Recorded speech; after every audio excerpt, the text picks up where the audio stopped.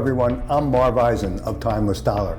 And today I want to talk a little bit about technical analysis. Now, technical analysis is how we day traders analyze the market to determine or discern which way prices are going to go and when. And even though the word technical is in it, is not really technical. And in terms of the analysis is subject to interpretation. And the bottom line about technical analysis is there's a good deal of guesswork that goes into it because prices don't always comport or comply today to what they did previously. And previous price patterns or trade setups are what technical analysis is based on, because these price patterns or trade setups tend to repeat over time. But they don't always repeat. And if they don't repeat, how technical is it really? So while technical analysis is the way that we day traders use our tools to analyze how to trade the market, it's so subject to interpretation and guesswork that many people fail at day trading. And so how technical could technical analysis be if more people fail than not? But I use another tool in addition to technical analysis to determine where the market is going to go. Today you're looking at my chart, and this is August 25th, and the day is mostly done. But I want to go through how I start the day and how I use my tools in addition to technical analysis in determining where the market is going to go and which way I should trade. So here's how the day began. The day began with my calculated trading zone that I place on the chart. I do this every day. I calculate where the market is likely to trade, and these numbers, this trading zone, is based on measurements of previous days' price action in terms of the rises from the lows to the highs and the falls from the highs to the lows. So that's my trading zone. And I also place on my chart the previous day's close. And this black line represents yesterday's close at 41.43. So prices opened here in the morning way above my trading zone. Now what happened? Well, in addition to measurements of what I use to create my trading zone, prices are also subject to news. And the news overnight was based on what the Federal Reserve is going to do to determine interest rates. And that has a great deal of effect on the market. And so prices shot up overnight. Let me just scroll to the left over here so you see what I'm talking about. Prices closed down here.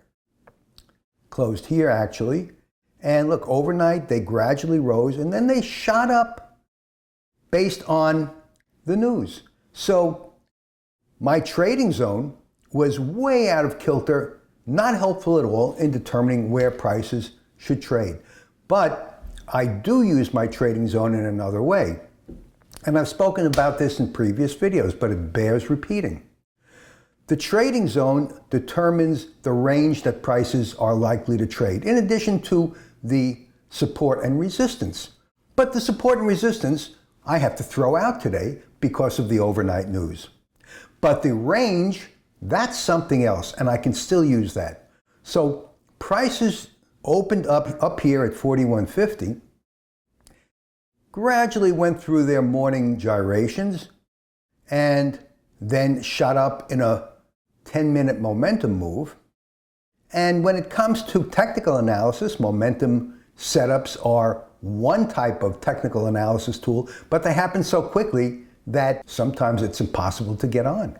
And sometimes they reverse in a stop running move, and then you're really caught in a whiplash. But here's how I use my trading zone. So when the prices move well outside my trading zone, I try to determine where the intraday high or low is, because there's a very good chance, how good a chance? I'd say 85%, that the market is going to trade within the day's trading range, the calculated trading range.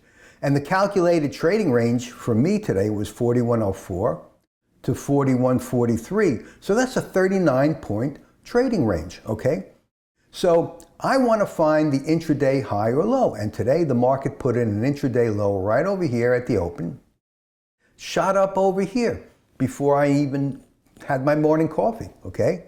So where was the market going today? Well, I missed this move, but where was the market going to go? So in determining that, I take my trading zone and I move it up and I transpose it to the morning intraday low, okay? And this is where I move my trading zone. And the market is over here, and my trading zone tells me that the market should top out somewhere around here. So I can take a trade anywhere over here with pretty good assurance, how good? 85%, that the market is going to trade up here, not back down here. Remember, the market opens at one end, closes at another end, 90% of the time. Very seldom will you see a doji, and then doji is where the market opens and closes at the same level. But using technical analysis, when technical analysis is difficult to read or not telling you where prices are going to go or which way the market is going to move, I can generally rely on my trading zone calculation to help me make a trade that's successful and consistently so.